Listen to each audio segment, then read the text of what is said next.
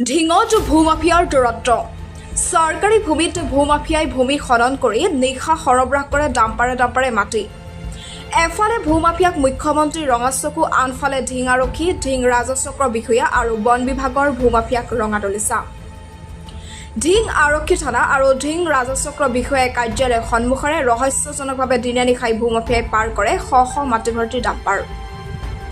নিশা পাৰ হোৱা ভৰ্তি ডাম্পাৰৰ এক্সক্লুচিভ ভিজুৱেল এয়া।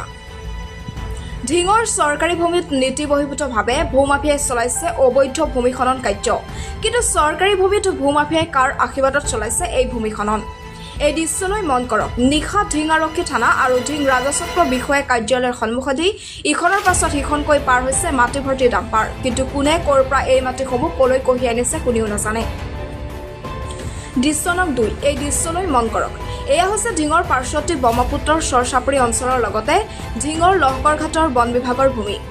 চৰকাৰী ভূমিত বেদখলকাৰীৰ বিৰুদ্ধে যি সময়ত কঠোৰ স্থিতি গ্ৰহণ কৰিছে, সেই সময়ত চৰকাৰী ভূমিত ভূমাফিয়াই ভূমি খনন কাৰ্য চলাই সৰবৰাহ কৰিছে ডাম্পাৰে মাটি। এইসমূহ দেখিও চকুমোজা কুলি ভাৱত ঢিং আৰক্ষীৰ লগত ঢিং ৰাজচক্ৰ বিষয়া আৰু বিয়াগুম বন বিভাগ। উল্লেখ্য যে ব্যক্তিগত মাটি খন্দাৰ বাবে ঢিং ৰাজচক্ৰৰ পৰা অনুমতি লোৱাটো বাধ্যতামূলক যদিও চৰকাৰী ভূমিত এনে ভূমি খননৰ আনুষ্ঠানিক অনুমতি আছে নেকি একাংশ দুৰ্নীতিপৰায়ণ বিষয়াৰ।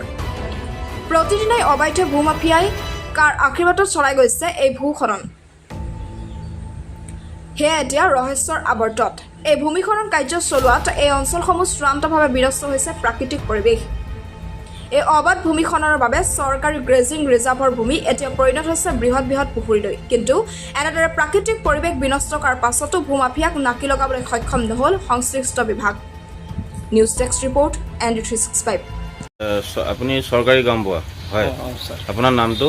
মোৰ নামটো মহম্মদ চিৰাজুল ইছলাম। হয়, দেখা গৈছে যে আপোনাৰ এই এলেকাত চৰকাৰী গেজিং ৰিজাৰ্ভত যি JCB লগাই ডাঙৰ পুখুৰী কৰি খান্দিছে মাটি, এইটো কোনে কৰিছে আৰু কিয় কৰিছে? এইটোত আপুনি জ্ঞাত হয় নে নহয়? এইটো জ্ঞাত মই নহয় দাদা। এইটো জ্ঞাত কি আগত পূৰ্বৰ পৰাই আমাৰ গেজিং ৰিজাৰ্ভ মাটি, চৰকাৰী মাটি খান্দাটো ফোন আমি এতিয়ালৈকে কৈ আছোঁ। আৰু এইটো আমাৰ জিলা পৰিষদ আমাৰ ওচৰত গৈছে, হোৱাৰ পিছত মোক কৈছে যে মাটিটো এইফালে ৰাস্তাটো ভাঙি গৈছে, তেওঁ অলপ মাটি দি পেলাই ইটাটো দি পেলাই মেৰামতি কৰি দিলোঁ। পিছত মই ক'লোঁ যে এইটো মাটিটো এনেকুৱা নহ'ব, এই মাটিটো যদি আপোনালোকে ভাঙিবলৈ ইচ্ছা থাকে এতিয়া ছাৰৰ ওচৰত আপোনাৰ যোগাযোগ কৰক, যোগাযোগ কৰক আপুনি কৰক। তেখেতে আমাৰ কথা অৱগত কৰা নাই। আমি লাটমণ্ডলক জনালোঁ, আমি ইয়াৰ ছাৰকো জনাইছোঁ আৰু দ্বিতীয়বাৰ ফিল্ড অফিচাৰক জনাইছোঁ। পাৰ্মিশ্যন লৈছে নেকি মাটি কথা? নাই, সেইটো মই নাজানো। এইজন যে আপুনি ক'লে জিলা পৰিষদ, তেখেতৰ নামটো কি? মই হাইদৰ আলী।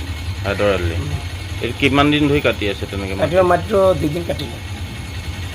আপুনি কোৱাৰ পিছতো তেওঁলোকে মানা নাই। এতিয়া কি আহ্বান জনাব আপুনি? আহ্বান জনাইছোঁ, তেখেতে যিটো আপোনাৰ মোৰ কথাটো অৱজ্ঞা কৰিছে, আমাৰ চিও ছাৰ আছে, চিও ছাৰক তদন্ত কৰি পেলাই তেখেতে যিটো একশ্যন কৰি পেলাই কৰিব পাৰে।